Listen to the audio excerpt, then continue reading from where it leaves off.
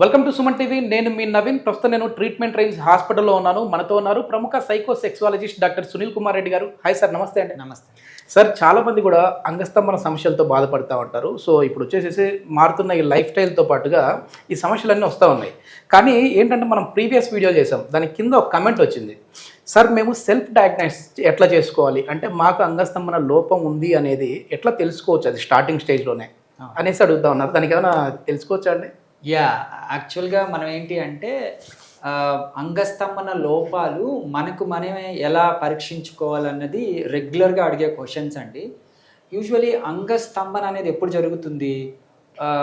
ఒక కోరిక కలిగినప్పుడు, శృంగారం అనే కోరిక కలిగినప్పుడు, ఒక మంచి బొమ్మలు చూసినప్పుడు అంగం అనేది స్తంభించడం జరుగుతుంది. అంటే అంగానికి రక్త ప్రసరణ జరిగి అంగస్తంభన అనేది జరుగుతుంది కదా. కానీ కొన్నిసార్లు అది జరగదు. సో అప్పుడు అంగం స్టిఫ్నెస్ రాదు, వాళ్ళ సెక్షువల్ యాక్ట్కి ఇబ్బంది కలుగుతుంది అన్నమాట. సో ఇది ఫస్ట్ టైం, అంటే ఎప్పుడైతే మనకు కోరికలు ఉండి అంగస్తంభన రాదో దాన్ని కొద్దిగా సీరియస్గా తీసుకొనేసి ఇది ఎందుకు ఇలా జరుగుతుంది అని ఆలోచిస్తాం. దాని తర్వాత కొన్ని పరీక్షలు ఉంటాయి. సో అందులో ముఖ్యమైన పరీక్ష యూజువల్లీ సెల్ఫ్ డయాగ్నోసిస్కి మనం ఏంటి అంటే ఎన్పిటి టెస్ట్ అంటాం. ఎన్పిటి టెస్ట్ అంటే ఏంటంటే నాక్టర్నల్ పెన్నిస్ ట్యూమినెన్స్ అంటాం. అంటే ఇది స్టిఫ్నెస్ ఎంత జరుగుతుంది నైట్ పూట మనకు ఆలోచన లేకపోయినా, ఎర్లీ మార్నింగ్ స్టిఫ్నెస్ కావచ్చు, రాత్రి పండుకున్నప్పుడు ఆర్ఎంఏ అంటే కొన్ని స్లీప్స్ ఉంటాయి, ఆ స్లీప్స్లో అంగస్తంభన అనేది జరుగుతుంది. అది జరుగుతుందా లేదా అనేది ఈ టెస్ట్ ద్వారా తెలుసుకోవచ్చు. సో ఈ పరీక్ష ద్వారా సెల్ఫ్ డయాగ్నోసిస్ మనకు అంగస్తంభన ఉందా లేదా అనేది తెలుసుకోవచ్చు. ఇదంటే టెస్ట్ మామూలు హాస్పిటల్స్కి వచ్చి టెస్ట్ చేయించుకోవాలా? అవసరం లేదండి. ఇది మనము యాక్చువల్లీ ఇది స్టాంప్ టెస్ట్ అంటాము. స్టాంప్ టెస్ట్ అంటే మనం అంగానికి ఒక స్టాంప్, ఒక వైట్ పేపర్ లాంటిది అతికిస్తాం నైట్ నిద్రపోవటానికి ముందే. సో ఇది మార్నింగ్ లేచేటప్పటికి ఊడిపోయింది అనుకోండి, so it indicates that erections are happening, అంటే అంగం స్తంభిస్తుంది అని అర్థం. అది జరగట్లేదు అనుకోండి, అంగం స్తంభించటం లేదు. సో ఈ విధంగా కంటిన్యూస్ గా వాళ్ళకి స్టాంప్ అలాగే అతుక్కొని ఇబ్బంది కాకుండా స్టిఫ్ గా ఎక్కడ అంటించిన చోట అలాగే ఉంటే వాళ్ళకి ఎరెక్షన్ సరిగ్గా రావట్లేదు. ఓకే. అసలు ఈ అంగస్తంభన లోపాలు ఎందుకు వస్తున్నాయి సార్? అంటే మామూలుగా చాలా మంది ఒకప్పుడు మనం చూస్తే తాతగారి కాలంలో, నాన్నగారి కాలంలో అసలు ఇట్లాంటివి ఉండేది కాదు. ఇప్పుడు చూస్తూ ఉంటే ఇట్లాంటి సమస్యలు అన్నీ వస్తూ ఉన్నాయి. అంటే లైఫ్ స్టైల్లో ఎట్లాంటి చేంజెస్ రావాలంటారు? సో అదే ఈ మోడర్న్ యుగంలో ఏంటి అంటే ఫిజికల్ హెల్త్ ఇబ్బంది పడుతుంది, మెంటల్ హెల్త్ ఇబ్బంది పడుతుంది. ఈ రెండు కూడా ఈ సెక్షువల్ హెల్త్ని ఇబ్బంది పెడతాయి. సో ఈ మనం అనుకున్నట్టు ఈ ఎరెక్టైల్ డిస్ఫంక్షన్కి రెండు ముఖ్య కారణాలు, ఒకటేమో ఫిజికల్, ఇంకోటేమో మెంటల్. సో ఈ మెంటల్ హెల్త్ ఏంటి అంటే శారీరక కష్టం కావచ్చు, లేకపోతే మానసిక స్ట్రెస్ కావచ్చు, డిప్రెషన్ కావచ్చు, యాంగ్జైటీలు కావచ్చు, ఇవన్నీ మెంటల్ హెల్త్ కిందకి వస్తాయి. ఫిజికల్ హెల్త్ ఏంటి అంటే వాళ్ళకున్న కోమార్బిడిటీ కండిషన్స్, అంటే డయాబెటీస్ కావచ్చు, హైపర్ టెన్షన్ కావచ్చు, థైరాయిడ్ కావచ్చు, హైపర్ కొలెస్ట్రీమియా కావచ్చు, వాళ్ళు ఏ ఇతర మందులు వాడుతున్నా కావచ్చు, డ్రగ్ ఇండ్యూస్డ్ ఎరెక్టైల్ డిస్ఫంక్షన్ అంటాం. ఇలాంటి వాటి వల్ల ఎరెక్టైల్ డిస్ఫంక్షన్ రావచ్చు. ఓకే.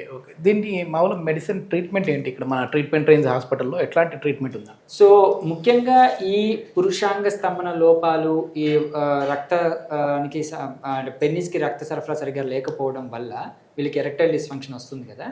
దీన్ని ఇంప్రవైజ్ చేయడానికి మనము షాక్ వేవ్ థెరపీ అనేది ఇస్తున్నాం. సో ఈ షాక్ వేవ్ అంటే ఎలక్ట్రిక్ షాక్ ఏమి ఉండదు దీంట్లో.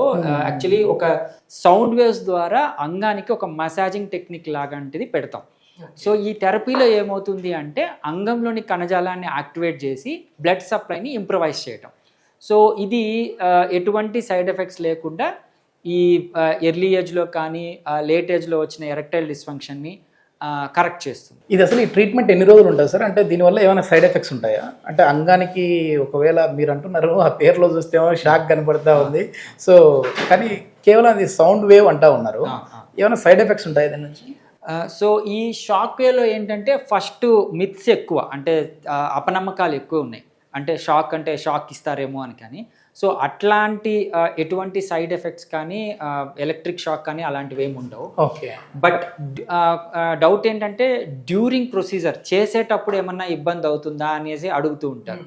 సో డ్యూరింగ్ ప్రొసీజర్ కూడా దీనివల్ల ఎటువంటి ఇబ్బంది ఏమి ఉండదు. ఇది ఒక టిపికల్ మసాజింగ్ టెక్నిక్ లాగా, కాకపోతే చేత్తో చేయకుండా ఒక ప్రోబ్తో చేస్తారు. సో ఆఫ్టర్ ప్రొసీజర్ అంటే షాక్ అయిపోయిన తర్వాత కూడా ఎటువంటి ఇబ్బందులు కానీ ఫ్యూచర్లో ఇబ్బందులు కానీ దీంతో కనిపించవు. ఓకే. ఓకే. ఎన్ని సిట్టింగ్స్ ఉంటాయండి ఇది? యూజువలీ మనం ఎగ్జామిన్ చేసిన తర్వాత పేషెంట్ కండిషన్ని బట్టి మనము కొంతమందికి 8 సిట్టింగ్స్ నుంచి 12 సిట్టింగ్స్ వరకు ఇవ్వడం అనేది జరుగుతుంది. సో పేషెంట్ కండిషన్ బట్టి, అంటే వెరీ సివియర్గా ఇబ్బంది పడుతున్నారా, లేకపోతే పార్ట్నర్ ఇష్యూస్ ఉన్నాయా, ఓన్లీ మెంటల్ హెల్త్ ఇష్యూస్ ఉన్నాయా, ఫిజికల్ హెల్త్ ఇష్యూస్ ఉన్నాయా, దాన్ని బట్టి మనం సెషన్స్ పెడతాం. ఓకే. మీరు చాలా ఎక్స్పీరియన్స్ డాక్టర్, చాలామంది పేషెంట్స్ వస్తూ ఉంటారు. ఈ సమస్య ఉన్న వాళ్ళు వచ్చినప్పుడు అసలు ఫస్ట్ వాళ్ళు ఏ ప్రాబ్లం అంటే ఎట్లా వాళ్ళు చెప్తా ఉన్నారు? ఈ మధ్యకాలంలో చూస్తుంటే ఏమని చెప్తున్నారండి? సో అవునండి, యాక్చువల్లీ ఈ సెక్షువల్ యాక్ట్ అనేదే ఒక సెన్సిటివ్ థింగ్ స్టిల్. అంటే ఇద్దరు కలిసి మాట్లాడుకోలేనంత స్టిగ్మా ఉంది.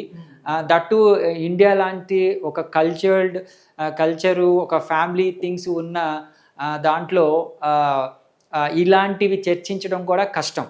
అది డాక్టర్ దగ్గరికి వచ్చినప్పుడు వాళ్ళు పాపం ఇబ్బంది పడుతూ సో ఇబ్బంది పడుతూ, సార్ నాకు ఈ విధంగా అంగస్తంభన అనేది రావట్లేదు, ముందు బాగుండేది, ఇప్పుడు రీసెంట్గా అంగస్తంభన రావట్లేదు అని చెప్తూ ఉంటారు.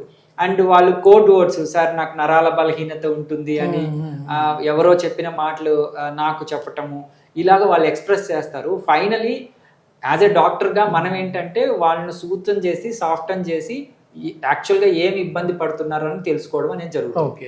మెడికేషన్ లాంటివి ఏమైనా ఇస్తారా, లేదంటే కేవలం షాక్ వేవ్ ఒకటే ఉంటుందా? సో యాక్చువల్లీ మనకు ఈ షాక్ వేవ్ థెరపీ అనేది రీసెంట్ టెక్నిక్. షాక్ వేవ్తో పాటు మెడికేషన్స్, ఈ వయాగ్రా లాంటి మెడికేషన్స్ కాకుండా ఈ మనం షాక్ వేవ్ ఇచ్చేటప్పుడు ఇంప్రూవ్ అవడానికి, కణజాలం ఇంప్రూవ్ అవడానికి డైలీ సప్లిమెంట్స్ లాంటివి అయితే పెడతాం. ఓకే. సప్లిమెంట్స్ పెడతాం. ఓకే. ఇది ఎన్ని రోజులు వాడాలి ఈ సప్లిమెంట్స్?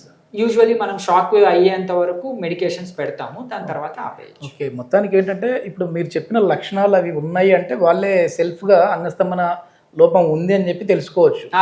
దాని తర్వాత వచ్చి మీతో ఏదన్నా ఉంటే ట్రీట్మెంట్కి ప్రొసీడ్ అయిపోవచ్చు. Okay. Okay. Thank you sir. Thank you.